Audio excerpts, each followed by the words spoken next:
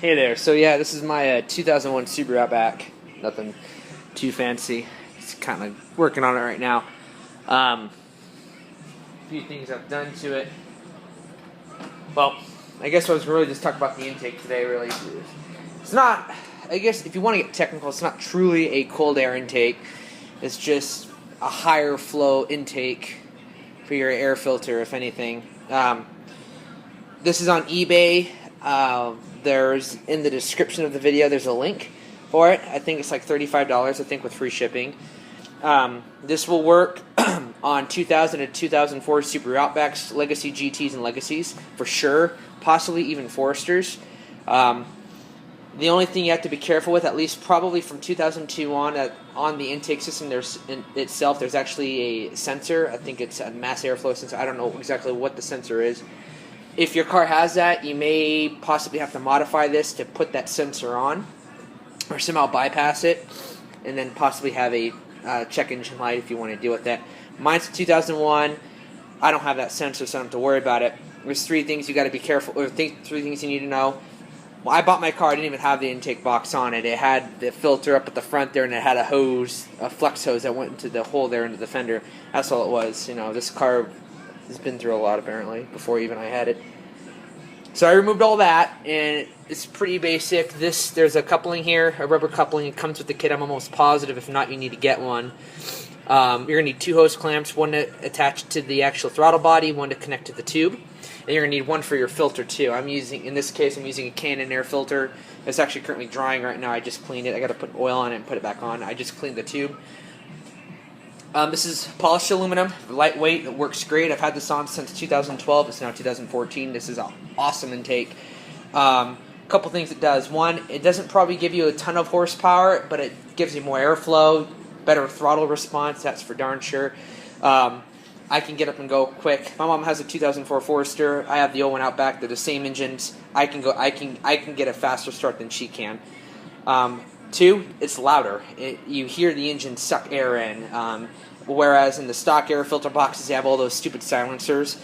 If you like a loud Subaru, I do, because that's the only thing I love about. Well, I like Subarus for many things, but the sound of a Subaru is what really makes them unique. Exhaust and intake, so you can hear it suck air in as it starts. There's two, so it sounds louder. And for the most part, it installs easily. So, like I said, you're going to need the two hose clamps here. Last thing, you need your vacuum lines. There's 3 vacuum lines on the 2.5 liter single overhead or dual overhead cam motors. This is the passenger side. You have your spark plugs, your valve cover. Here's one inlet here. Your car is going to have your own hoses for the stock box. I actually I couldn't use any of them. I'd actually go buy some line. So go to Baxter's, O'Reilly's, Napa. Any auto parts store, I don't know, anywhere you can go and just get some fuel line, basically. That's going to be big enough, probably about, I think it's about an inch in diameter. Or not, an inch in diameter, but the actual inlet hose, I think, is like a 1/4 inch. You can even it's basically, you want to take the stock hose in that came off the engine or the intake, take it in with you, like, hey, I need hose this size to fit over these nubs. So you have one on the passenger side. You can't really see it here. But if you follow my finger, so it's going to come up right here, and it's going to go right into the bottom of the inlet tube. Where is it at? Can I turn on the light here? I guess not. Well, X-nade the light.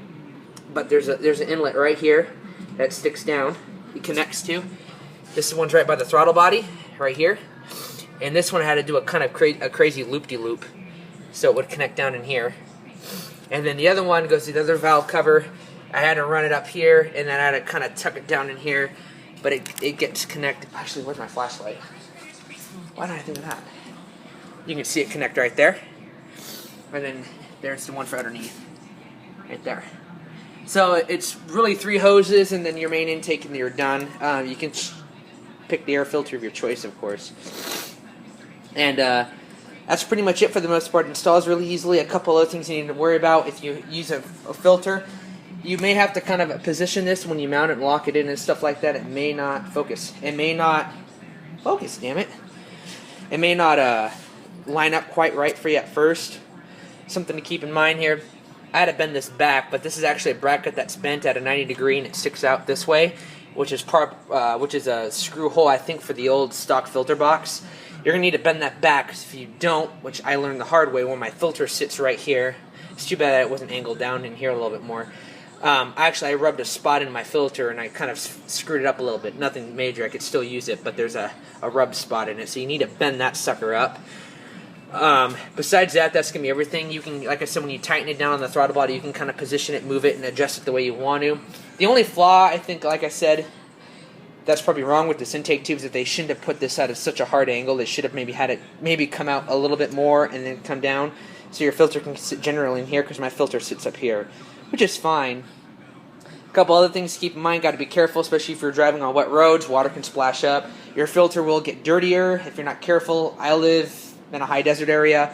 I live in Central Oregon, so what happens is it's real dusty up here, even in the wintertime. So what happens is a lot of dust from dirt, sand. I get a lot of road soot crap built up on my filter, so it's not bad or anything like that. I just cleaned it, though. The last time I cleaned it was last May, so it was due for a cleaning. I know a lot of the filters say, oh, you're good for 50,000 miles before I have to clean it, but give or take where you live. So I do mine probably every 8 months max. I should have actually cleaned it back in December, but I didn't. Anyway, so that's pretty much it on that. Real easy install. You get there's a better throttle response. The performance is kind of cool. It sounds cool. It looks cool. You can paint them. Go ahead and probably, I don't need to sandblast it, but I probably just clean it with a bright boy or something like that, or a scruff or a bright pad, whatever you call them. Roughen up the surface, primer it, and paint it, or you can actually have it powder coated, which I'm thinking about having mine done black or a blue. That's pretty much it for that. I will need to do a video actually on how it sounds, but I don't got the filter on it right now, and I don't want to start it up. Plus, I just put carb cleaner in the throttle body, so I don't know how it'll turn over easily.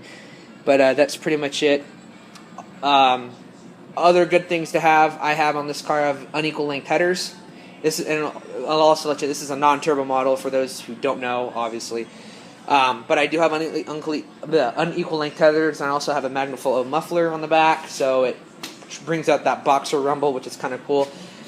And that's pretty much all that's on there for performance upgrades. There's some other things I've done, like I have a stereo and stuff, but that's about it. Anyway, so yeah, so if you have any questions, feel free to comment, and then I'll get back to you when I can. I'm not really on YouTube all the time, but I am there. So anyway, I'll have to do a video on it starting up and whatnot, and show you guys how it sounds. Talk to you later. Bye.